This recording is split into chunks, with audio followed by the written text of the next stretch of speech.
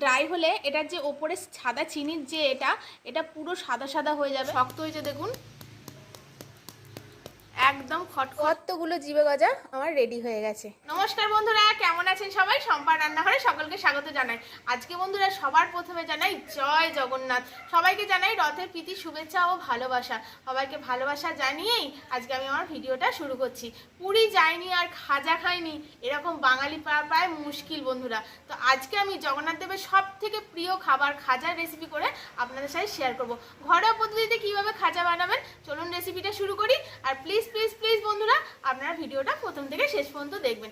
দেখুন আমি এখানে 300 গ্রাম মতো ময়দা নিয়ে নিয়েছি, আর এই ময়দাতে আমি এখানে ডালডা নিয়েছি বন্ধুরা, কারণ ওখানে ডালডাই দেয় আর ডালডা বা ঘি, তো আমি ডালডাটা পেয়েছি বলে ডালডাটা নিয়েছি। আপনারা চাইলে কিন্তু এখানে তেলও ইউজ করতে পারেন, বা কিন্তু ঘি দিলে খেতে ভালো হয়, ঘি বা ডালডা দিলে। তো এখানে প্রথমে ময়ন দিয়ে দেবো, আর ময়নটা কিন্তু বেশি পরিমাণেই এখানে দিতে হবে। আমি এখানে 3 চামচ ময়ন দিয়ে দেবো, আর এখানে অল্প পরিমাণে একটু লবণ ইউজ করছি আমি, দিয়ে এটা খুব ভালো করে এখন এই ময়দাটার সাথে মিশিয়ে নিতে হবে বন্ধুরা। দেখুন একদম যতক্ষণ না মিশে একটা স্ট্রাকচার দাঁড়াবে না ততক্ষণ কিন্তু এগুলো খুব ভালো করে মিশিয়ে নিতে হবে। ময়দাটাকে আমি দেখুন প্রায় 5 মিনিট মতো এরকম করে মিশিয়ে নিয়েছি, আর এরকম একটা স্ট্রাকচার দিয়েছে দেখুন, মুঠো করলে মুঠো হয়ে যাচ্ছে, আবার ভেঙে দিলে ঝুরঝুরে হয়ে যাচ্ছে। একটা স্টেপ এখানে ফলো রাখবেন বন্ধুরা, এখানে কিন্তু খুব বেশি জল দিয়ে মাখবেন না, একদম ময়দাটা জড়াতে যতটুকুনি জল লাগবে ততটুকুনি জল দিয়ে এখানে কিন্তু আটাটাকে মাখতে হবে, আটা বা ময়দাটাকে। এখানে দেখুন একদম অল্প অল্প করে জল দেবেন, খুব বেশি জল কিন্তু দেবেন না, আমি বারবারই বলছি।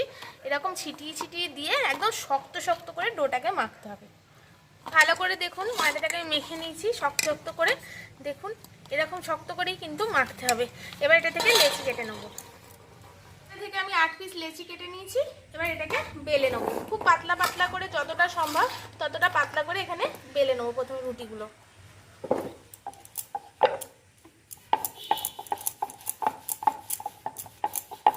এখানে রুটি আমি বেলে নিয়েছি বন্ধুরা পাতলা করে, যতটা পাতলা বেলা সম্ভব। এবার একটা করে রুটি এরকম করে নেব, দিয়ে এরকম করে রিফাইন তেল এখানে ব্রাশ করে দেবো, দিয়ে আমি এখানে আতপ চালের গুঁড়ি নিয়েছি, এখানে আতপ চালের গুঁড়ি এরকম করে প্রথমে দিয়ে দেবো। আপনাদের কাছে যদি একান্তই আতপ চালের গুঁড়ি না থাকে, এর জায়গায় আপনারা কর্নফ্লাওয়ার ইউজ করতে পারেন, ময়দাও ইউজ করতে পারেন। তো দিয়ে এটাকে আবার এই ব্রাশের সাহায্যে খুব ভালো করে এরকম করে এখানে মিশিয়ে নেব, দিয়ে এর উপরে একটা রুটি লাগিয়ে দেবো।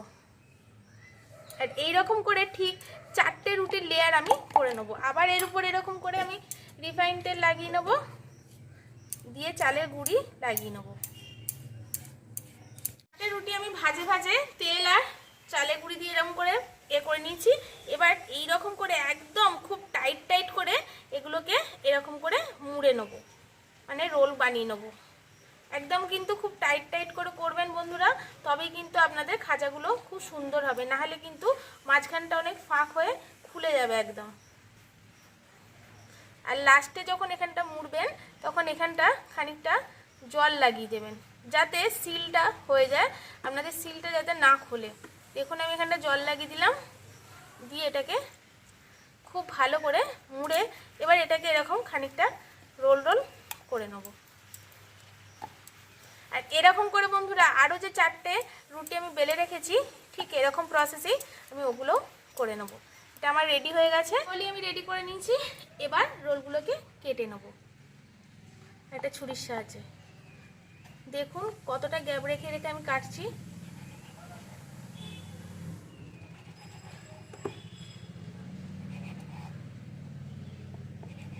কেটে নিয়েছি, আর দেখুন এর ভেতরে যেরকম লেয়ারগুলো থাকে এগুলো চলে এসছে। এবার দেখুন হালকা একটু প্রেস করে করে এগুলোকে বেলে নিতে হবে। প্রথমে এরকম করে নেব, দিয়ে খুব বেশি না হালকা প্রেস করে আমি জাস্ট এগুলোকে এরকম করে বেলে নেব। আমার তো রথের মেলাতে অনেক ছোটোবেলার স্মৃতি আছে, খুব সুখের স্মৃতি। আমরা ছোটোবেলায় সেই এক রকমের কাগজে সেই গোল গোল ঘুরতো হাওয়াতে, সেগুলো কিনতাম, ঝুনঝুনি বেলুন কিনতাম, ভুট্টা পোড়া খেতাম। আপনাদের কি কি স্মৃতি আছে প্লিজ আমাকে কমেন্ট করে জানাবেন। আপনাদের কমেন্টগুলো পড়তে কিন্তু আমার খুবই ভালো লাগে। আর যারা নতুন বন্ধু আছেন প্লিজ সাবস্ক্রাইব করে পাশে থাকবেন। তো চলুন এরকম করে এবার প্রত্যেকগুলোই আমি হালকা করে প্রেস করে করে বেলে নেব। খাজাগুলো আমি বেলে নিয়েছি। আর এখানে প্রথমে আমি চিনির রসটা শিরাটা রেডি করে নেবো। তার জন্য এখানে দেখুন 1 বাটি চিনি নিয়েছি। আর এই 1 বাটি চিনিতে কিন্তু রেশিও অনুযায়ী 1 বাটি কিন্তু জল দেবো আমি। এটাকে গলতে দেবো। বেশ 5 মিনিট ভালো করে জাল করে নিয়েছি। এবার নামিয়ে নেবো। এবার এখানে কড়া বসিয়ে দেবো, দিয়ে এগুলো ভাজবো। সাদা তেল দিয়ে দিয়েছি। আর বন্ধুরা এটা মনে রাখবেন, এটা কিন্তু খুব ধিমি আছে, বা সিঙ্গারা যেরকম আমরা ভাজি সেরকম হালকা আছে এটাকে ভাজতে হবে। এবার এগুলোকে ভেজে নেব।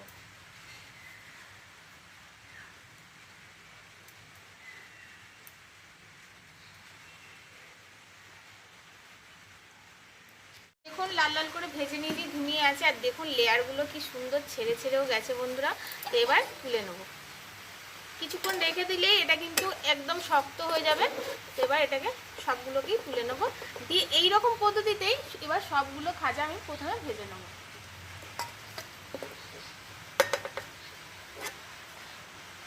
খাজাগুলো আমার ভাজা হয়ে গেছে। আর রসটা আরেকবার গরম করে নিয়েছি। এবার রসের মধ্যে দিয়ে দেবো।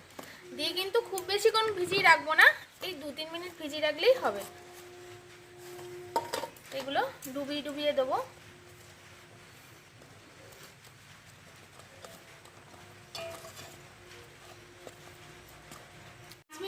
রসে রাখার পরে আমি তুলে নিয়ে চলে এসেছি। আর বন্ধুরা আরেকটুখানি ড্রাই হলে এটার যে ওপরে সাদা চিনির যে এটা পুরো সাদা সাদা হয়ে যাবে।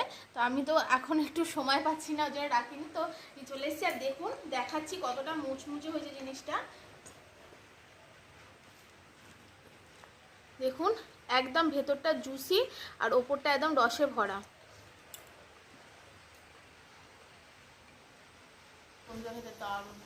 রেসিপিতে প্লিজ বন্ধুরা আমার চ্যানেলটিকে সাবস্ক্রাইব করে শেয়ার লাইক কমেন্ট করে দেবেন। পাশে থাকা বেল আইকনটা প্রেস করে দেবেন, যাতে আমাদের ভিডিও সবার আগে আপনাদের কাছে পৌঁছে যায়। যারা ফেসবুক থেকে দেখছেন ভালো লাগলে পেজটিকে ফলো করে রাখবেন। আজকের মতো আসি বন্ধুরা, আজকের মতো টাটা। সবাই খুব সুস্থ থাকবেন, ভালো থাকবেন, সাবধানে।